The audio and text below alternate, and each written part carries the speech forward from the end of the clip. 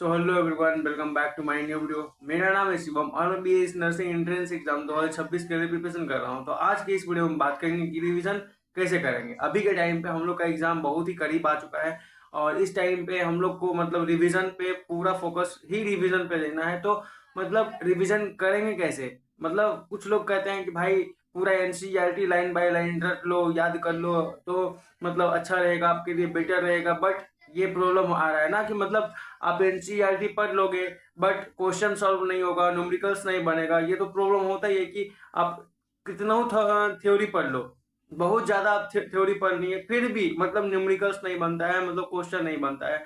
तो कहाँ पे प्रॉब्लम हो रहा है? मतलब देखो, हम आपको एक बताते हैं एक बात कि मतलब हम बायो में सोचे कि सेक्सुअल रिप्रोडक्शन इन प्लांट्स जो चैप्टर है वो हम कर लेते हैं, ठीक है। तो मतलब एक बार मैं वो चैप्टर हो चुका है, फिर हम सोचे कि एनसीईआरटी से पढ़ लेते हैं। तो एनसीईआरटी से जब हम पढ़ने के लिए बैठे उस चैप्टर को करने के लिए, तो भाई 5 घंटे मेरा उसमें टाइम चला गया, 5 घंटे। फिर जब हम सोचे कि अरे भाई इसमें तो मेरा 5 घंटा चला गया, मतलब कहाँ पे कुछ गड़बड़ हो रहा है। मतलब इतना ज्यादा अगर हम एक चैप्टर पे देंगे तो मतलब ये तो बहुत बड़ा प्रॉब्लम हो रहा है ना कि मतलब बाद में तो दिक्कत होगा कि इतना ज्यादा हम एक ही चैप्टर पे टाइम दे रहे हैं। तो मतलब समझ रहे हो। तो फिर भी अगर हम फिर सोचे कि नहीं, इस तरीके से नहीं होगा, जहां पे हम उस चैप्टर का क्वेश्चन प्रैक्टिस करेंगे, जितना ज्यादा हम उस चैप्टर का क्वेश्चन प्रैक्टिस करेंगे और जो क्वेश्चन मेरे से बन रहा है वो तो ठीक है। अब जो क्वेश्चन हमसे नहीं बन रहा है, उस क्वेश्चन जो क्वेश्चन नहीं बना हमसे, उस क्वेश्चन का थ्योरी हम पढ़ लेंगे। ये सबसे बड़ा बेस्ट तरीका रहेगा कि लास्ट टाइम पे यही चीज सबसे बढ़िया है, इंपॉर्टेंट है कि जो चीज हमसे नहीं बन रहा है, मतलब कि जो क्वेश्चन हमसे सॉल्व नहीं हुआ, उस क्वेश्चन का हम थ्योरी देख लेंगे, याद कर लेंगे, या फिर मतलब उस क्वेश्चन को हम नोट डाउन कर लेंगे। फिर सेकेंड टाइम जब मतलब टेस्ट देंगे या फिर जो भी करेंगे, तो मतलब वो क्वेश्चन 100% है कि गलत नहीं होगा। क्योंकि जब फर्स्ट टाइम गलत होता है, जब आप उसी चीज को दोबारा करते हो, सेकेंड टाइम करते हो, तो मतलब 100% है कि गलत नहीं होगा। क्योंकि वो माइंड में सेट हो चुका होता है कि भाई ये वाला मेरे से गलती हुआ था। तो समझ रहे हो ना हम क्या कर रहे हैं। तो भाई इस टाइम पे इसी तरीके से रिवीजन करना है कि आप जितना ज्यादा हो सकता है उतना ज्यादा आप मतलब सिर्फ और सिर्फ उस चैप्टर का एमसीक्यू प्रैक्टिस करो। जितना ज्यादा हो सकता है उतना ज्यादा क्वेश्चन लगाओ, मतलब भरदम जो भी कर सकते हो, सिर्फ क्वेश्चन, सिर्फ क्वेश्चन। क्योंकि भाई आपके एग्जाम में सिर्फ और सिर्फ क्वेश्चन आएगा, थ्योरी नहीं आएगा।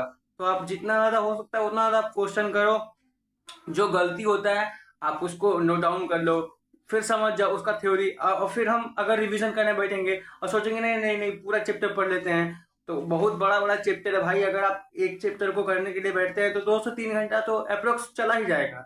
तो आप थोड़ा सा स्मार्ट तरीके से कर सकते हो रिवीजन, आपके लिए बेस्ट रहेगा।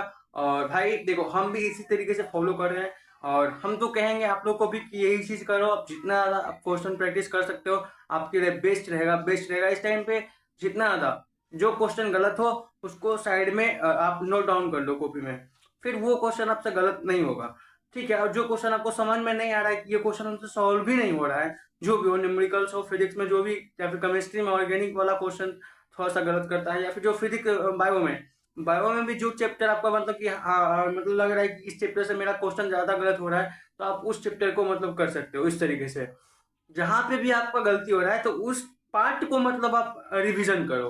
पूरा चैप्टर मतलब रिवीजन करने के लिए मत बैठ जाओ, ये फिर मतलब बेवकूफी बेवकूफी वाला बात हो जाएगा, ठीक है। तो मतलब हम तो यही चीज फॉलो कर रहे हैं और आप लोग भी यही चीज फॉलो करो, आपके लिए बेस्ट रहेगा, टाइम बचेगा। और जितना ज्यादा आप क्वेश्चन प्रैक्टिस कर सकते हो, हम एक ही बात बोलेंगे, जितना ज्यादा क्वेश्चन प्रैक्टिस करोगे उतना बेस्ट रहेगा आपके एग्जाम को लेकर के।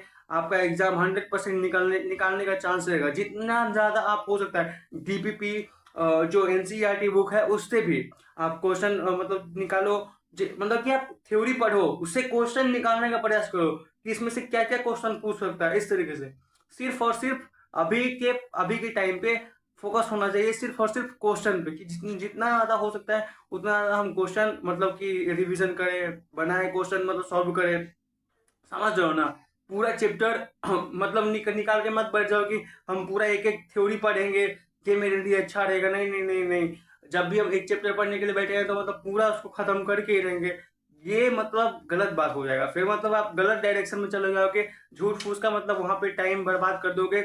हम तो बोलेंगे भाई फिर से बोल रहे हैं कि जितना ज़्यादा हो सकता है उतना ज़्यादा क्वेश्चन प्रैक्टिस कीजिए, ठीक है।